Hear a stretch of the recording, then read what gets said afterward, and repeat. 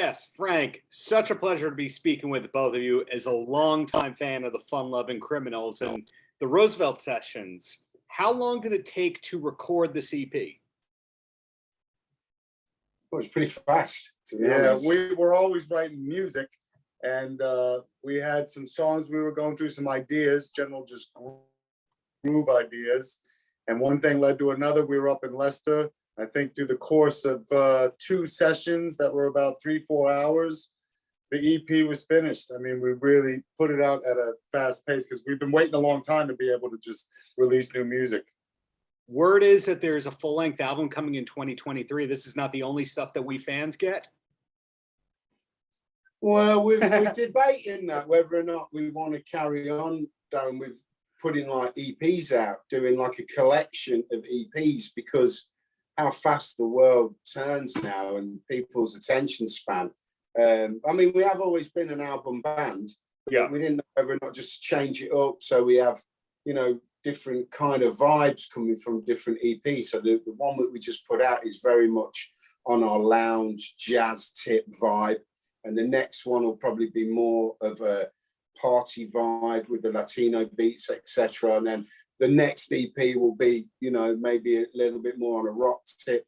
I just thought it might be more interesting for the fans rather than one 13, 14, you know, album that no one's going to fully give their attention span to in one hit. You know what I mean? I don't know.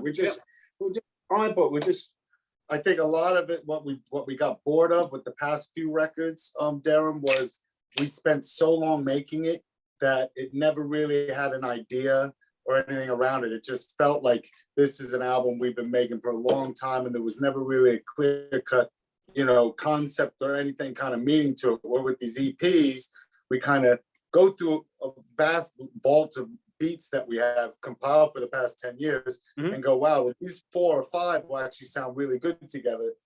And, you know, thus releasing EPs, we can do it faster, and we can kind of have a more kind of, these songs all written in a short period. So they kind of have like, I don't know, they just mean more, I guess.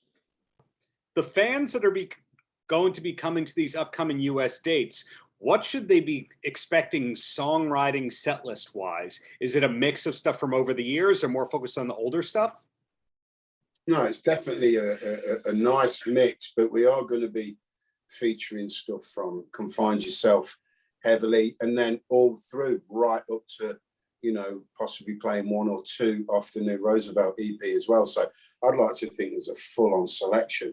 There's a bit of everything, and especially, I mean, I think for the American fans that knew all our albums, you know, that's I think they're going to really enjoy the set list. And some of the songs we picked that we haven't ever played, much less played in America, you know, we haven't done many shows there, but we've done little shows in New York over the years. We did one at the Highline Ballroom like 3 or 4 years ago.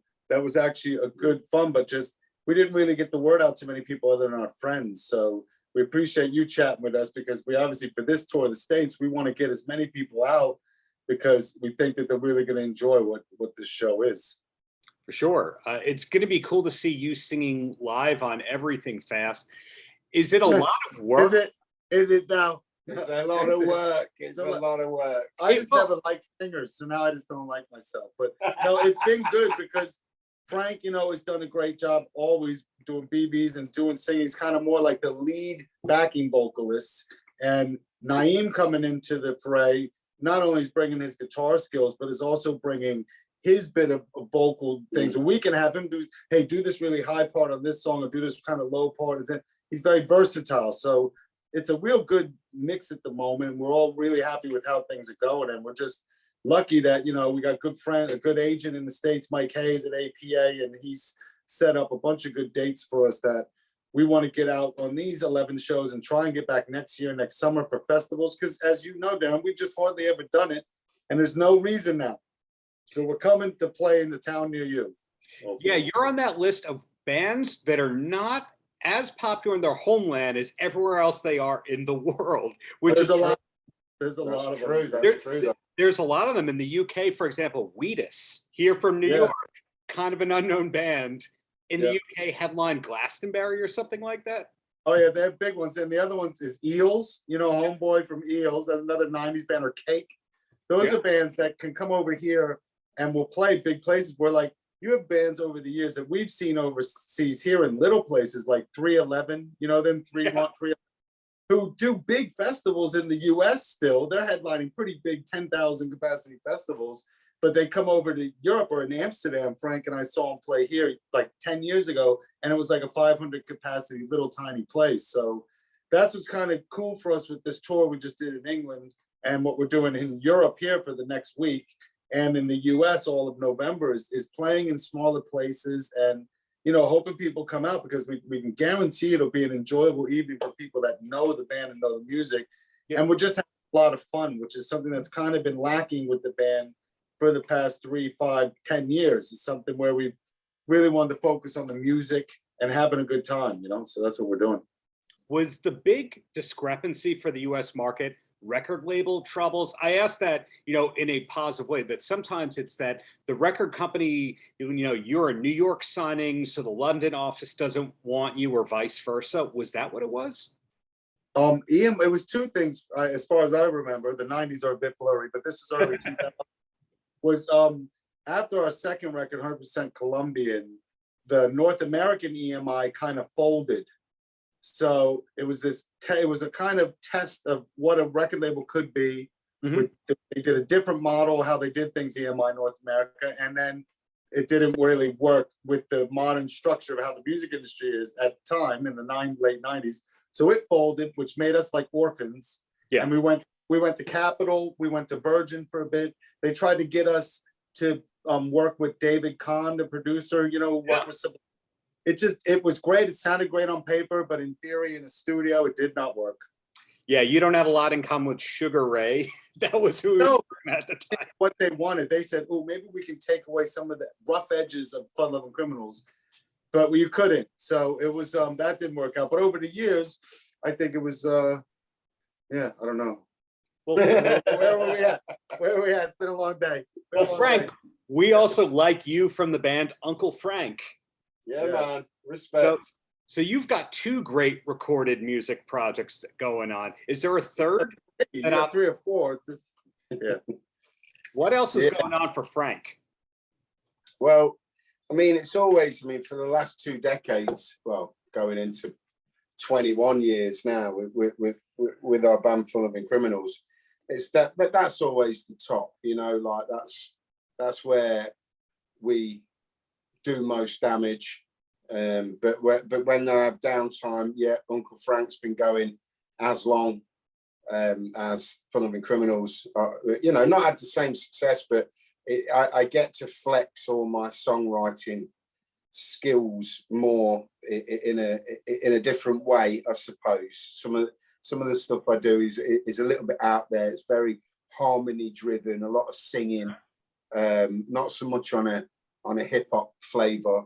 But yeah, it's all fun, you know, and it's a great release for me, certain things, you know, like we have our reggae band as well, Radio Riddler, which we've had massive success with in a cult kind of status way, I suppose, with doing the Prince Purple Rain soundtrack that we did about 7 years ago, with just some absolutely monstrous singers on there, like Citizen Cope, Ali Campbell, you know, Sinead O'Connor. Like it's a really well-received record. It should have really gone a bit further out there, but the label we were on were very small, so they couldn't really handle it. But another label issues, you know, like you were saying about labels. I mean, after EMI folded and we were then sent from all the other orphan labels to Chrysalis in the UK, they said, we're going to do a best of, which everyone said, all right, that's like when you're going to get dropped, which it was.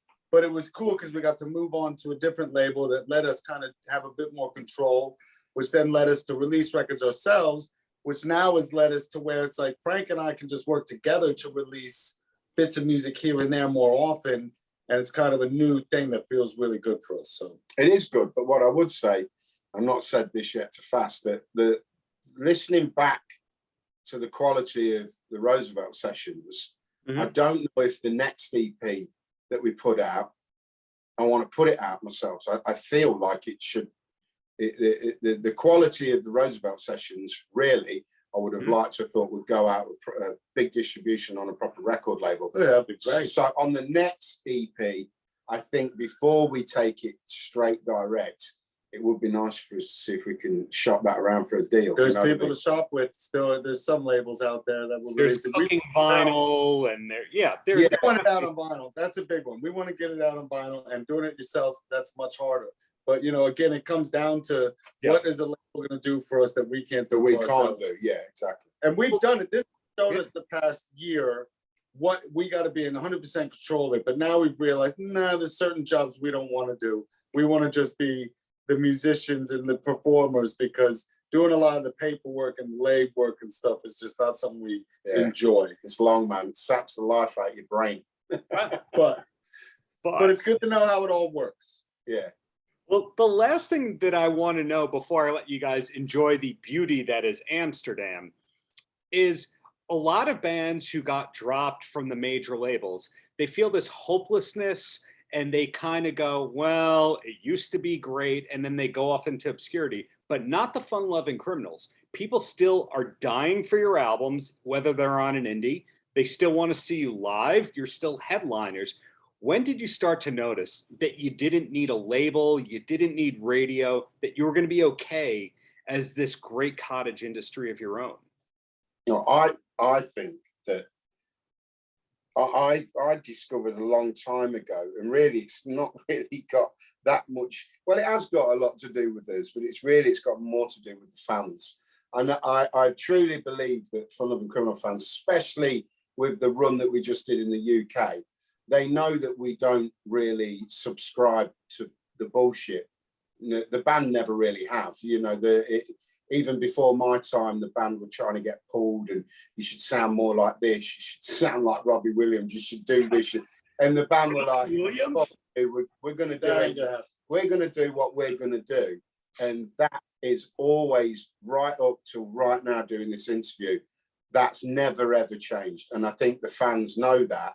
And I think, so for me, it was a long time ago where I thought, there's something different about Fun Lovin'. Just trust me, Darren, we could have threw the towel in a million times, especially over the past 10 years. Some of them periods have been very rough. You know, we've gone through a massive lineup change, and we've been sued, we've been fucking pulled over on tour buses and dragged off by the police and slapped with writs in Belgium. Everything that could possibly happen to a band. You have criminals in your name. I mean, it wasn't Exactly. kind of an effort. But it's more like Spinal Tap. We always say it's like Spinal Tap, because in the end, we do understand that it is like riding a wave. You know, it has its ups and downs, but we are in a way where we're kind of steady moving along, and we know what we got to do, and we know the formula still, and we know that if we keep doing things this way, maybe bring in people we can trust, if that's possible, that this is something we can do for quite a while. So still, and we're not, that's the thing, age ain't nothing but a number. It ain't the years, it's the mileage. So we're just enjoying playing shows for people that want to hear it. We know people have fun because we've had a great time. As long as we go on stage and sound how we sound now, there's no reason to ever stop. And I think the fans are happy with that. Because for a three-piece, Darren, we royally kick ass. I have not seen the Fun Lovin' Criminals live since 1997, opening for Oasis at the Hammerstein Ballroom with Johnny Depp just appearing on stage out of nowhere. So I'm looking forward to this new incarnation, the new music, and everything else to come from you guys. Thank you. You're going to come to the Elsewhere, the Brooklyn gig. Is that where you are? Are you in New York? Or? I am in Long Beach, Long Island, New York. Have you ever been to Long Beach, Long Island, New York? Yes. We've been near there. We definitely, our engineer, Tim Latham, lives there. So we have been out there. I forgot the exact name of his area, but it's right there. Don't we eat the fried fish Well, at Bigelow's. Is that out there near? Bigelow's? Yeah, Bigelow's in Baldwin. We know most places by restaurants and good food there. Yeah. That's really our friend Mike Schnapp, who signed us to EMI back in the day, has taken us to so many great places that we never would know about because he grew up around there in Long Island. So we're nice very place. excited to come to New York. We'll be there on Halloween because that's always fun. So we'll be there for a few nights, and then obviously at the Elsewhere gig in Brooklyn, which we're really excited for. So make sure you stay in touch so we can meet up with you and have a drink. It'd be nice. Yeah, man. We appreciate that. Paltrocast.